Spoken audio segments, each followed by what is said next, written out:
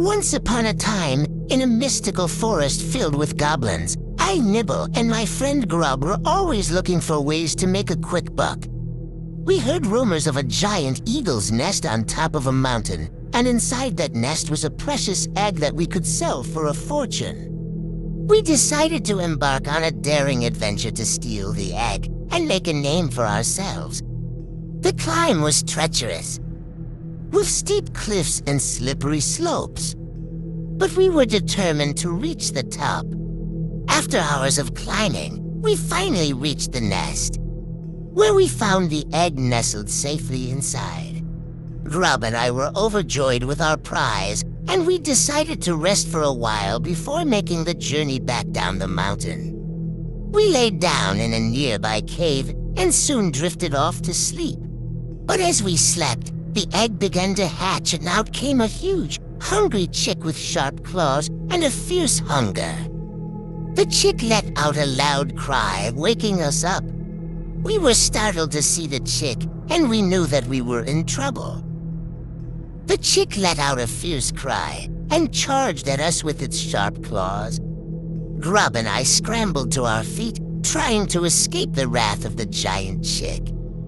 In the chaos that followed, Grub realized that he had made a terrible mistake. He had underestimated the power and strength of the giant eagle, and now he was paying the price. He tried to fight off the chick with his crude weapons, but it was no use.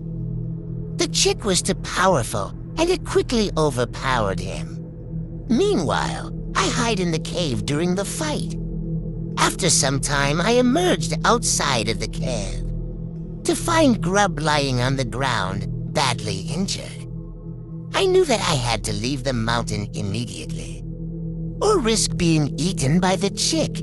So I quickly gathered our supplies and began the journey down the mountain, leaving Grub behind. As I descended the mountain, I felt a sense of guilt and shame. I knew that it was my idea to steal the egg in the first place, and I felt responsible for what had happened to Grub. As I was descending down the mountain, I heard Grub's screams. The chick continued to feast on Grub's flesh, tearing him apart with its powerful beak and claws. I made it down the mountain safely and returned to our village.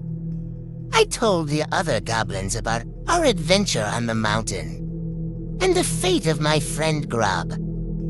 From that day forward, I was known as the goblin who had learned the hard way that greed can lead to a gruesome end.